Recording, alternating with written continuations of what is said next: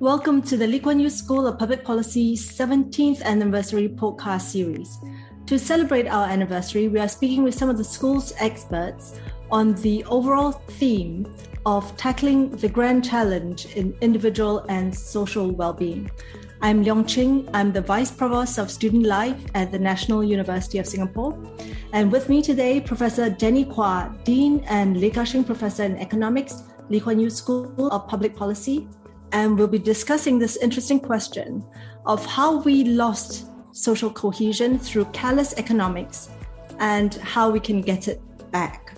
Well, Jenny, this is not the first time that, the weight of the world is on the shoulders of the economists. This precious thing, social cohesion, how did you lose it? And how can we get it back? But first, Jenny, given that it's the school's 17th anniversary, can I ask you to cast your mind back to 17 years ago? Do you think the world has gotten better in terms of social cohesion or sort of inequality in the 17 years? Do you think it's gotten better or worse? And to what extent do you think this is due to callous economics? Hello, Ching. It's great to be here talking to you. I know we're going to be talking about quite stressful, tense things, but it's a great pleasure to be in conversation with you on these matters. The questions that you've posed, I am so tempted just to give a yes or no, thumbs up or thumbs down answer to that. But I don't think it would do quite justice to the magnitude of what you've just asked. So let me be maybe a little bit qualified. I think on many fronts, especially on social cohesion and inequality, the world today is in a worse place than when our school began. This is not to say that the world has not improved in many important dimensions, even in social cohesion and inequality. And this is not to say that all of this is real, as our conversation in a little while will get into. Some of this is a perception challenge. But any perception in a discussion of social cohesion and inequality is subjectively real and therefore requires serious discussion. But there are other challenges that are more concrete. I think that from a perspective of public policy, which is what our school is about, we need to take on both of these challenges, the perception one as well as the concrete one. Now, on your question itself, 17 years ago, so if my arithmetic is right, that was 2004, and the world was a very different place. It had some dark spots and has some bright spots. So those dark spots included a serious breakdown of global trust and a sense of community, something that we're going to come back to when we try and unpack social cohesion in a little bit more detail. But where did that trust of community go? Remember, 2004 was 3 years after 9/11. And it was 1 year after the Americans and the British invaded Iraq on a charge, we remember, of Iraq supporting terrorist groups and having weapons of mass destruction.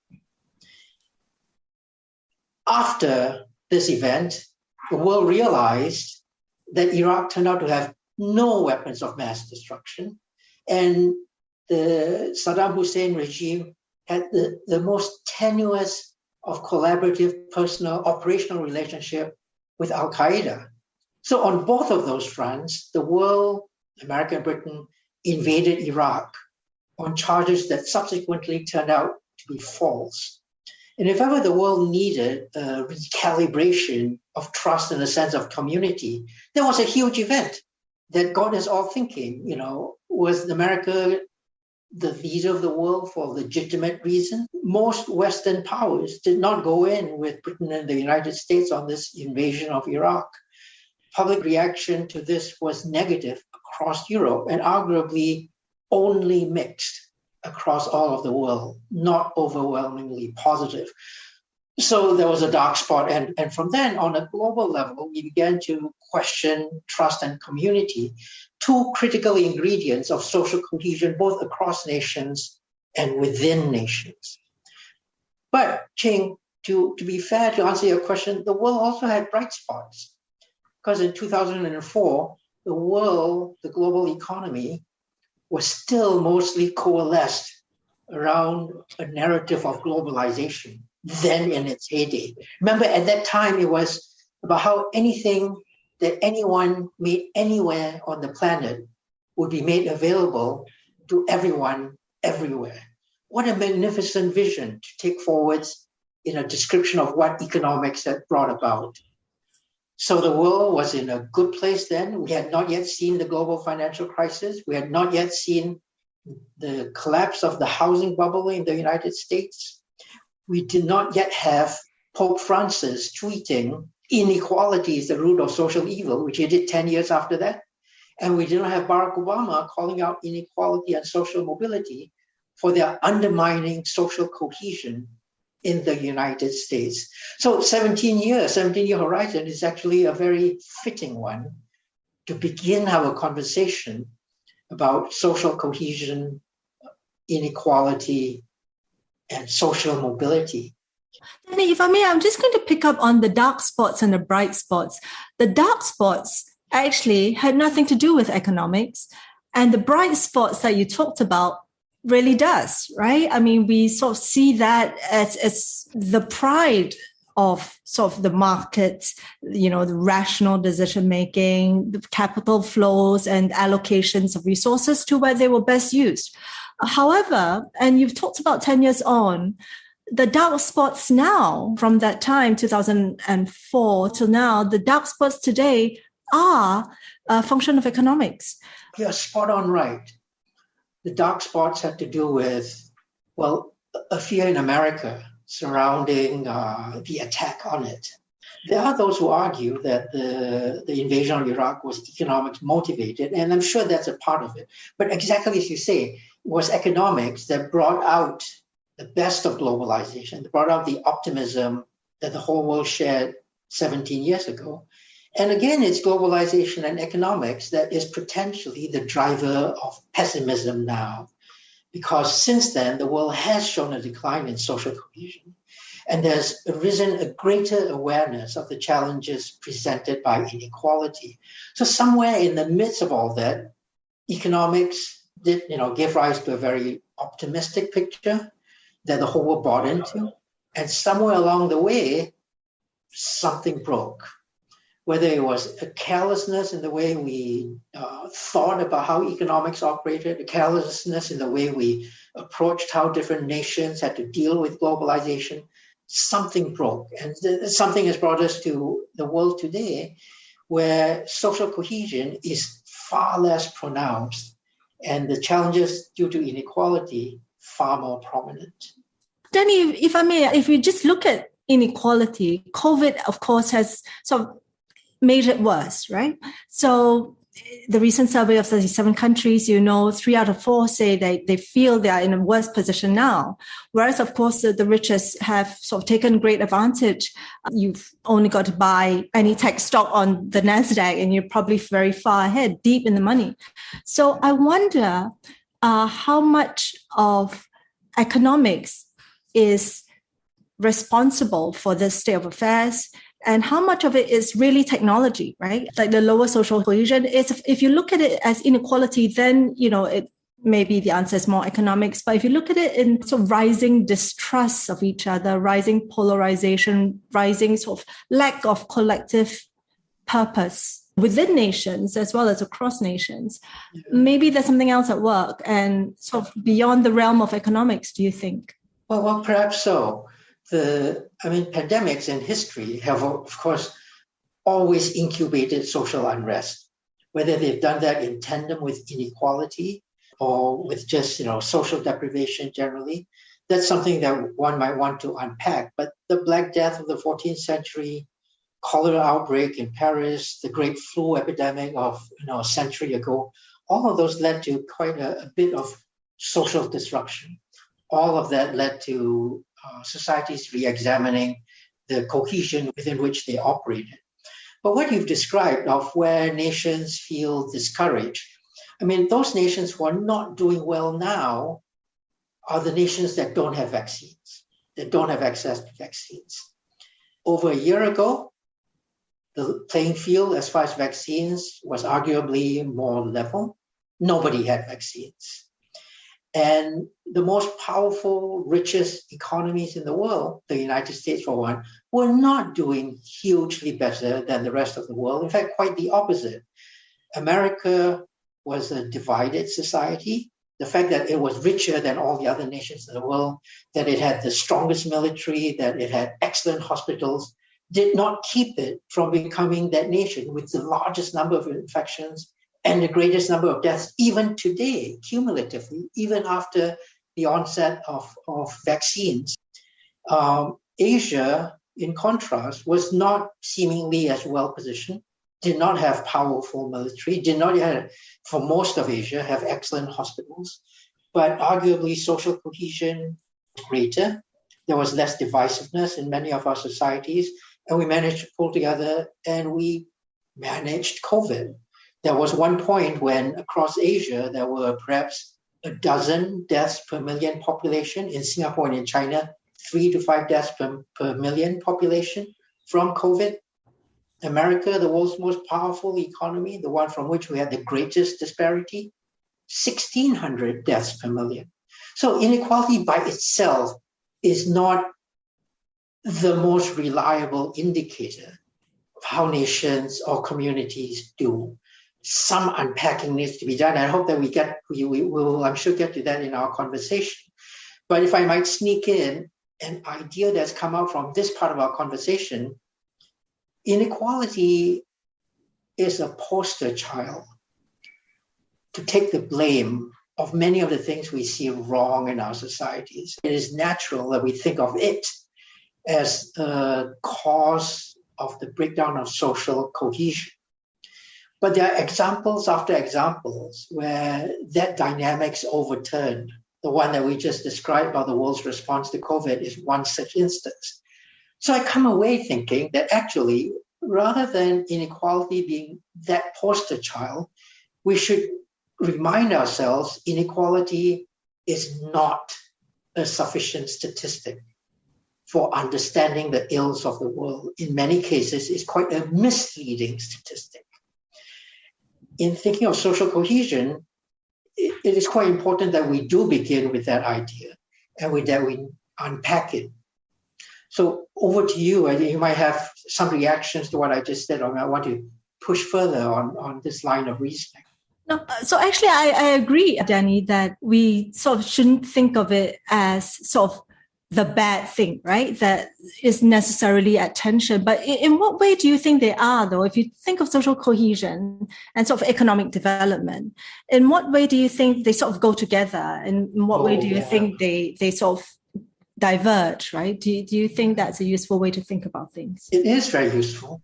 But, if I may, we need to drill down a bit more on what we understand to be social cohesion. I think it might be unobjectionable to think about social cohesion this way. Let me set down what it is, and then we'll try and think our way around it, Cheng, you and me, about how the economics of this impacts that definition. So here's one possibility. What social cohesion is an enduring sense of trust and community, so that the individuals within this group do not undermine or cheat one another, but instead cooperate and help each other. This seems to be a fine way to think about, first, the breakdown of global trust and community when the United States and Britain did what they did 17 years ago. And it's a fine way to try and think about the difference in performance between some parts of the world and our own neighborhood here in Asia. It's this trust and community that we have, that we don't undermine each other, we don't cheat each other, we instead try and help one another. I think key in that is what individuals do, how they behave, that they don't undermine or cheat, but instead cooperate and help. And in thinking about this, I think that trust and community is one fine way to get this. But trust and community are not sufficient to deliver this. We can be trustful of one another, but there's no reason that we would help each other, because we might feel I can free ride, or what I do if I try and undermine someone else is so insignificant no one will notice, and I gain something from it anyway. So trust and community don't by themselves do this. But it's hugely important to have a strong sense of social cohesion. Whatever the source of it, it is important that societies continue to build it, to sustain it. But I argue, and Ching, you might find this objectionable because I'm speaking as an economist. I don't think trust and community, or even just relying on the better angels of our human nature to foster social cohesion, are sufficient by themselves. We need to do more. And what that more is something that I feel economics has a lot to say about. If we've got a society that trusts each other, does the right thing already, then whatever we do with the economics, that's not going to really seriously impact that. But if there isn't, if trust and community or social cohesion is already fragile, then other things enter the picture. And these other things include inequality. When there's inequality, when someone sees someone else with so much more than they have, it is natural for not just trust and a sense of community, but for cooperation and helping each other to decline. And indeed, once that begins, we're on a slippery slope to ever greater unrest. And I suspect that it is because the world was already put in a fragile position some years back that inequality now sees a greater significance, greater consequentiality. And when I've tried to look at the numbers on this, peaceful social unrest, so not the kind of unrest that makes me so angry I want to go out there and kill someone, but just social unrest that makes me want to voice my dissatisfaction. Indicators of that show that they are, in this past decade, 4 times what they used to be 30 years ago. Something has broken. 30 years ago, 17 years ago, something very important changed. I've tried to do textual analysis of large newspaper data sources. The same ratio, what's happened in the last 5-10 years in terms of newspaper articles citing social unrest, the breakdown of social cohesion, about 4 times what they used to be 30 years ago. And there's this tumbling along a slippery slope of a breakdown in social cohesion. It was something very fragile, it was something we kept together, something that arguably strengthens when we face an external threat like COVID. But it is still a very fragile thing. And inequality is a natural way in which the fabric of social cohesion can be torn apart. But I suspect that inequality by itself would not have done this. Inequality by itself would not have fractured social cohesion this way. And let me say why. What makes people behave a certain way is what they see around them. It's what they sense of what's happening in societies around them. And if society is highly unequal, but people don't see this inequality, that inequality by itself is not a magical characteristic that then conditions the way I behave. The way I behave, whether I can attempt to undermine or cheat my neighbor when I don't cooperate or help my neighbor, is because I feel they have something that is undeserving. There's something that's unfair. And it's a sense of unfairness rather than inequality per se that I think reduces social cohesion. And I have to say, this sense of unfairness rather than the reality itself is not helped by media, either social media or traditional media. Social media, of course, brings to our desk, right in front of our eyes every single moment, things that are happening elsewhere, including things that are happening in very rich parts of society. They are now much more real than they used to be. And traditional media constantly bangs on about how the poor watch from society's sidelines as they see others pull ahead to ever greater prosperity, emphasizing more and more to us somehow that if we are not advancing, someone else is to blame. And in the midst of this deluge of media, both traditional and social, it is quite natural that inequality becomes this this poster child for why we are unhappy. Whereas I think is much more important issues like social immobility or poverty. Social immobility takes away hope from us in a very real way. Deprivation makes us insecure and uncomfortable in a very real way. The distance between me and the very richest people don't enter this calculation. So I suspect at the end of it all, that inequality, yes, it adds to the fragility of the social fabric. That fragility is rendered even worse, even more fragile by the way in which we tell ourselves, societies tell ourselves narratives about what's happening in society.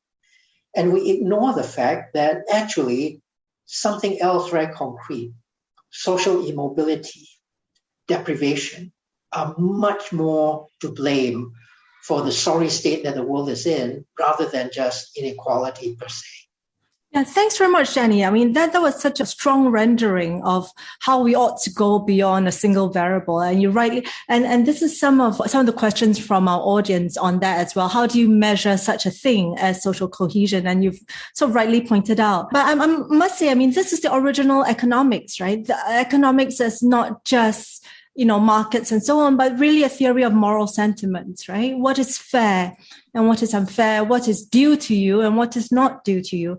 And today, maybe that is also the realm of public policy, because this aggressive redistribution that is needed, it's not something that markets are set up to do. They are something that governments are set up to do. And maybe the loop needs to be that way to include not just markets, but also the role of the state. Yeah. Ching, if I might jump in on your very important line of thinking. You began by saying this was the original economic concern. And indeed, when economics began, it was about distribution. It was about how the things that we produce or value in society are distributed across the population. And one of the ways in which I think economics became careless for many decades is that it lost sight of them. It became about other things than just distribution. And I think we're seeing perhaps something, however, of an overreaction against that we've now seized on distribution and inequality as being what we should all be concerned about. Part of what I wanted to say, Ching, is also that we think that social immobility, how well off will my offspring and their offspring be in generations to come? Is there space for them in society so that if they're among the more disadvantaged group now, they might not continue to be so disadvantaged in the future? Or, giving the weak and vulnerable society enough resources so that they can control their own destiny. These are not questions of redistribution, in my view. These are questions of giving people adequate resources and allowing people to see hope, to see mobility, pathways ahead. And they do not, the two of them, necessarily touch on inequality alone. If we believe that the world was static, zero sum, and the only way my children and their children can get ahead in life is by clambering on top of other people. The only way that when I do not have enough resources, I can control my own destiny is by taking resources from those rich around me. If the world was zero sum, then redistribution is the right answer.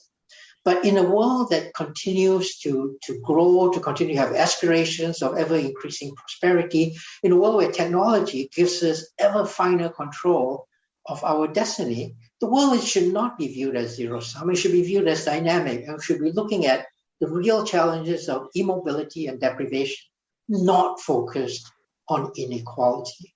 Right. Thanks very much, Danny. If I may sort of pose you a question now that we have received from Rian from Indonesia, whom I think I taught. So let me read you his question.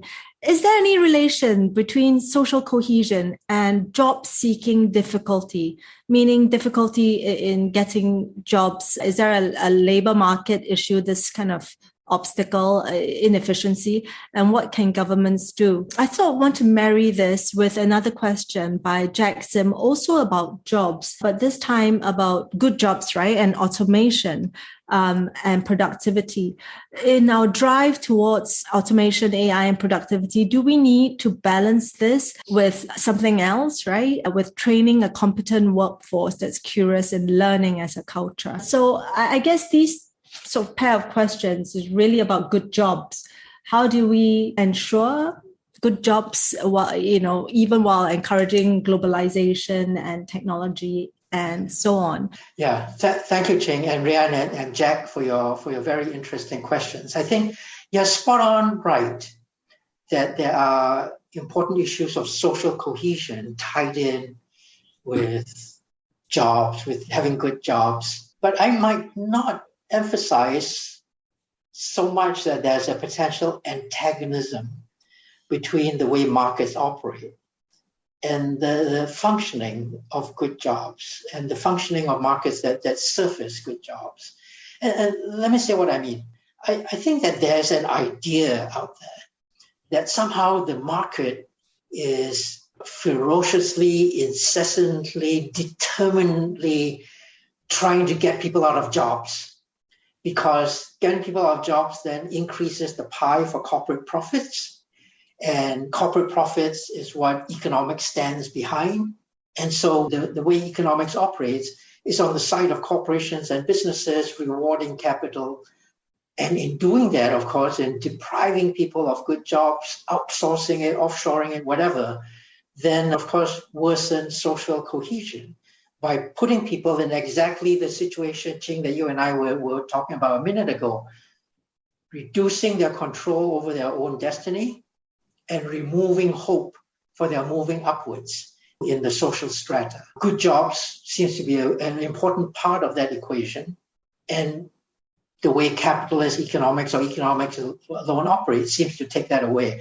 I want to hold us off from going down that route because I think that's not the right way to go. Look, it was a while back that we agreed that it's not just jobs that societies want, it's good jobs. And I want to suggest that at this point in time, we need to take a further step. Instead of thinking about good jobs or bad jobs or just jobs, let's say what we want is opportunities. Opportunities so that people can feel fulfilled in their accomplishments and feel secure in their livelihoods. Two things: fulfill in their accomplishments, secure in their livelihoods. I think this is general enough that both Rhian and Jack would agree this is a good way forward. It's fully in line with what Jack says. We want our people to be creative. It's fully in line with what a good job would be. I feel a sense of accomplishment for having done a good job, and it pays me enough that I'm secure in my livelihood. So two things. Now, sometimes you get there with good jobs, but given the state of human progress, we might want to peek a little bit ahead and ask, do these two things come only with good jobs? In other words, should we concentrate on protecting the worker and people rather than the job, good or bad? What we want is opportunities for workers and people, not the artifact of having a good job deliver satisfaction and livelihood. So I think we should look further ahead. What can economics and enlightened, careful economics that thinks ahead to what the next step should be? What are the opportunities we should be creating? The distinction that you made so elegantly, so between protecting jobs and sort of nurturing and protecting people. But in real terms, though, we often see protecting jobs as merely a means to an end, right? You sort of get people good jobs so that they themselves can determine what they want to do with their wages, right? How they want to spend it. They want to spend it in different sorts of leisures, or they want to spend it in different kinds of investments. But your way is it fundamentally different. It requires a public expenditure on sort of some form of social insurance, some spending sort of on persons to make them more valuable as persons. And that's kind of an extremely difficult undertaking, surely. It is. You're absolutely right. But I want to make sure I'm not proposing a social expenditure scheme. I'm not. I don't have completely fleshed out how we do this. But we have to realize that, the world that we were in, where we wanted workers to have the kind of ethos, so they go in every day and work things, make things. That was a world where we were worried about scarcity and hunger. And we still worry. 10% of the world still remain undernourished. And we've got to do things to take care of them. But there are many societies where, our technology has advanced to a point. Productivity is high. When productivity is high, you need fewer workers filling jobs to produce the same amount of output. If this amount of output is sufficient for all of society to be comfortable, there is no point creating make-do work just to keep people feeling accomplished and secure. We should simply acknowledge that in certain societies, as technology continues to advance, we may be at the brink of sufficient post-scarcity in the right dimensions. We can relax a bit. We're no longer out hunting woolly mammoths to bring to the fires at home, because if we don't, then we're going to starve. This is a social arrangement, but so is the way in which we today carry out 9-to-5 jobs. It is a social arrangement that came out of the Industrial Revolution. I'm suggesting that we think big. I know Jack is someone who thinks big, Rian in Indonesia as well. We can continue to sort of nibble around the edges, adjusting what good jobs are, or we can take a breather afforded us by this terrible pandemic and say, what is it that we want societies to achieve? Might not be tomorrow, might not be in 5 years, but where are we headed? And I think that's a fine goal for all of us to have. Where are we headed? Right, I agree. And maybe it's not a public goal. Maybe it requires an individual goal, right? For all of us as individuals to decide that maybe I don't need this or that or the other. And this is sort of nirvana for me, and that's sufficient. I wonder if we have time, I'll squeeze in one last question from Thanot, whom I think it's also my student from Thailand. And he talks about the middle class. If I sort of may quickly reword his questions, I think he's asking, where should we be focusing on social mobility for social cohesion? Is a squeezed middle class where the problem now lies? Really interesting perspective, Thanot. Thank you very much. And thanks, Ching, for rewording this so relentlessly, zeroing in on the critical thing. Because the sandwich class or the squeezed middle class is something that's entered political conversations. People have worried about how, if governments go around taking care of the weak and vulnerable at the bottom of the income distribution, and we end up, taxing the rich or allowing the rich to go their own way, who's taking care of the middle class? Are the middle class now squeezed in this sandwich way? Okay, so let me first say, in times when social cohesion deteriorates, I figure no one is happy. Everyone feels set upon. Those who are sort of receiving aid to try and raise themselves, they're worried, they're insecure. How did I end up in this position? One day, I'm a proud farmer tilling my land, producing enough for my family. Next day, I'm a wage worker and I'm not making enough and I'm worrying about unemployment. So how did I come to this? And the rich are thinking, oh gosh, deteriorated social cohesion. Now I'm going to have all the governments looking to tax me and I'm going to be running and I'm all going to be in trouble. Who's taking care of the middle class? Everyone feels set upon. Why is the middle class feeling squeezed? Is it that they feel they can't rise further?